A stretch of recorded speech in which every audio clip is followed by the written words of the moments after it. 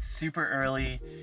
The sun is just about coming out, but I'm actually a little bit too excited to be tired because today we're going for my first drive in my new Audi RS3.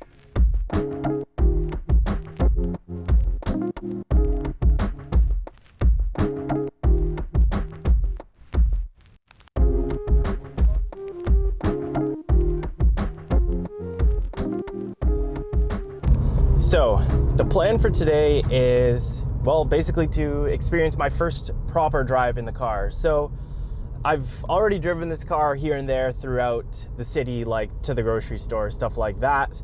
But I've not really given it a proper drive or really experienced a little bit more of the performance. So we're gonna go out, drive about an hour out of the city, hopefully beat the traffic and everything like that, and we're gonna go to a spot where there's a little bit better roads, which I've been to before. They're not like amazing mountain roads or anything like that, but it's a little bit more twisty and a little bit less crowded. So I've been really enjoying this car so far, mostly because of this engine. The car is still new, so I'm trying to not really rev it out too much. It doesn't really have, I guess, an official break-in period, but I've been told that maybe I shouldn't hit the red line until something like 1,600 kilometers, something like that. So I actually have a long ways to go, especially because I'm not going to drive this car every day. So the plan with this car is, I got it kind of as my second car. It's definitely not my daily. I'm not going to be driving it too often, mostly just for fun events. And it's not really even because I'm scared of depreciation or anything like that, although obviously I am. I do plan to keep this car for a long time, as long as I really can.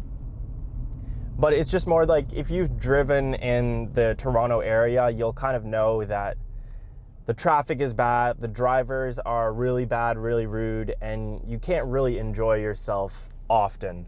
On top of that, it's just a super fast and exciting car, and it's most exciting when you rev it out. And you shouldn't really be doing that, and you can't really be doing that on regular day-to-day traffic. Having said that, we're here right now on the highway. We are easily cruising at 2,000 RPM. The car is quiet, the car is composed.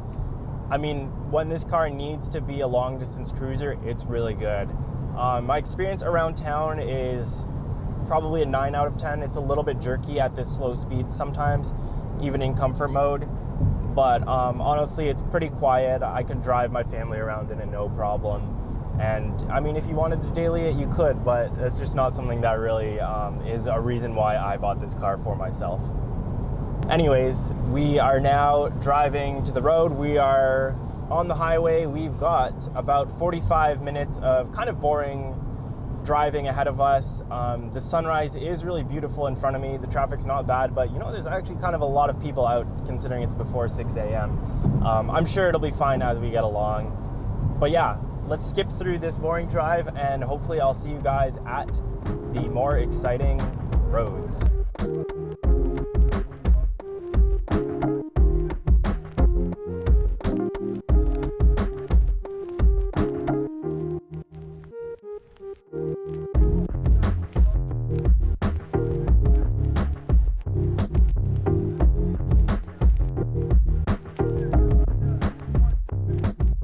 So before we do our little drive here, why don't I give you guys a quick tour of the car, just the spec, and some of the features that I kind of like. So first off, obviously the exterior color, we've gone for Mythos Black, which is, obviously it's a little dirty right now just because of the last couple days. I did wash it recently, but it's a little bit metallic-y. I have not gone for the carbon pack. I did really like the carbon pack. It was a little bit more expensive. I kind of put some accents over here in carbon, the spoiler and the diffuser, which I did think was really cool. Knowing me, I think I would just be really worried about scratching it and stuff like that. The wheels are just the standard ones. You can only get one pair in this year's model. I love the shape of them. I like the color. I'm gonna leave them for now, but there's a chance I paint these a little bit later on. One of my favorite features of the car is the flared wheel arches in the front and this little functional vent that kind of keeps to cool the brakes, and it's also just gives it a little bit of stance. It's really cool when you're looking at it from this kind of angle in the back. In the front, we just have the standard steel brakes with the black RS logo, and I have not gone for the red painted calipers around the front. Man, I love the way this car looks. For me, it's one of the best looking cars you can get under $100,000. I think my favorite view is probably from the front with the huge grille and those LED lights. I just cannot stop looking at this car. Around back, this car has been facelifted in, I think, 2025. We have this kind of F1 style rear brake light. I think it looks a little bit bad on like certain cars when it's aftermarket. I don't know how I feel about it coming from factory. Like, I do think it's really cool. I think it looks nice, and yeah, I think I'm gonna get used to it. The rear diffuser on this car is so nice, and the RS kind of oval tailpipes. I don't know, I don't love that you can just see that there's regular tailpipes under there.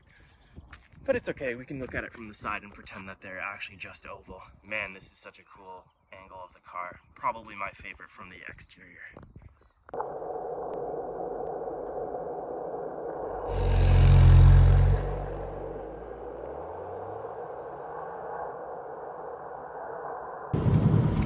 So we started by putting the drive selector in individual mode, and I had put almost everything in the sport setting. However, you cannot turn off the traction control in individual. You can only do it in, I guess it's called the race mode. Of course, I wanted to just kind of ease our way into things, not go too hard right off the bat.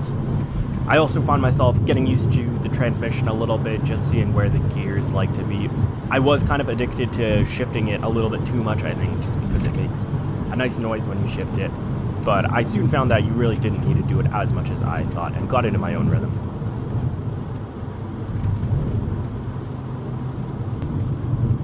Okay, kind of a sharp one coming up. A little bit blind, let's see.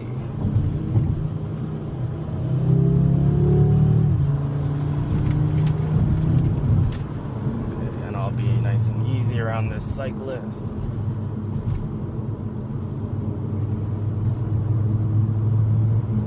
Right.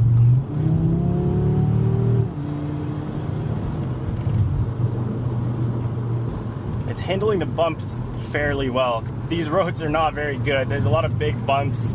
It's getting bounced a little bit, but it's not getting, it's not taking its composure away. Like, the car is still handling it pretty well, stays on line and powers through the corner. Okay, on this section it is definitely getting quite bumpy. The steering's doing a little bit of work. Being a modern car, I don't think there's a ton of steering feel, but it is still moving a bit. Oh, tunnel.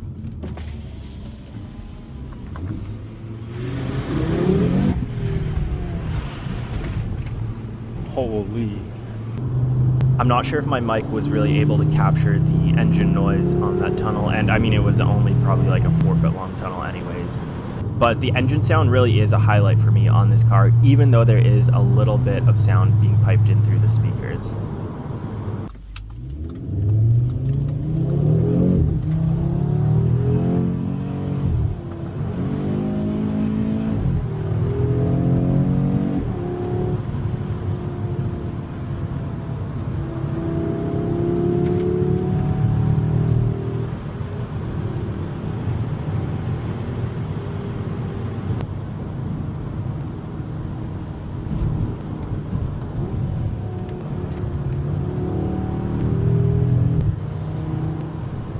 And since you guys are probably staring at the steering wheel most of this video, I just want to comment on it that it's one of the highlights for me on this car. I mean, the looks are subjective. I personally really like it. I think it's kind of like a retro but futuristic look. I love the flat bottom, flat top look. But most importantly, it's kind of thin and really comfortable to hold. For me, a lot better than what BMW is doing right now, and a lot of other manufacturers as well.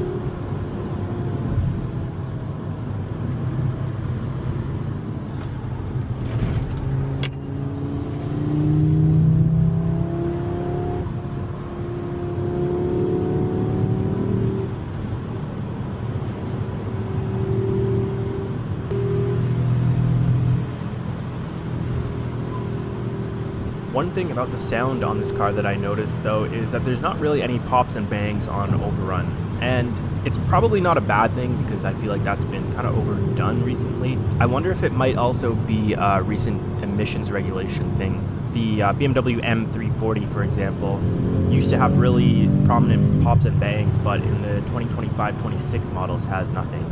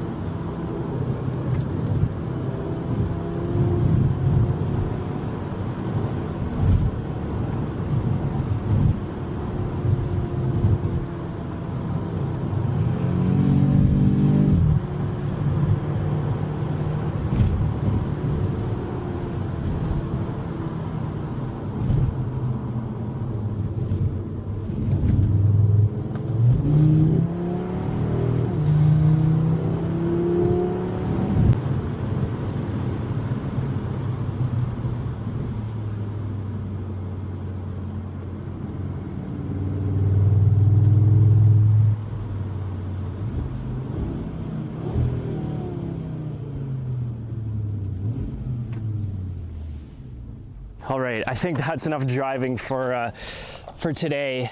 Man, I guess it's not really an Audi RS3 thing, it's kind of a modern car thing. Like, these cars are so fast and grip so hard that it's really hard to enjoy the car properly while maintaining responsible speeds. Nonetheless, you can still feel the performance. I think the engine is the real highlight for me on this car. You don't really need to worry about shifting it too hard. Obviously, I was taking it easy because I'm still braking in the engine, but just getting it in the 4,000 to 6,000 RPM range and trying to leave it there as much as possible was amazing. It really kicks harder at the higher RPM. So, I mean, you do have to work the engine, but it's still powerful everywhere. Steering, like most modern cars, not really super full of feel, but it's still moving a lot as you go over bumps and crests and ridges. So, I mean, it's still an engaging drive. Speaking of engaging drive, the big thing with this car is the rear torque differential, which tries to eliminate understeer and rotate you through the corner a little bit more. I can confidently say that there's next to no understeer on this car. I mean, when you put it in, it just turns. If you want to have understeer, you have to enter the corner way, way, way too fast, to the point where any car would. The brakes are solid. I have no need for the carbon ceramics, especially on the road. I do plan to go on the track a couple times in this car, and I'm not really concerned about lack of ceramics. I think they're not going to be worth the price and the hassle of maintenance on them, or really the price of maintenance, honestly. But no, this has been a really good first drive. I'm really excited to see what more I can do with this car. I've got a lot more planned, some road trips. We'll be driving with Hector and his M2, kind of comparing the cars, I'm sure, at some point. But yeah, all in all, it's been an amazing first drive with the RS3. I'm so happy with this car. Hit that subscribe button for more videos with the RS3 and other cars in the future.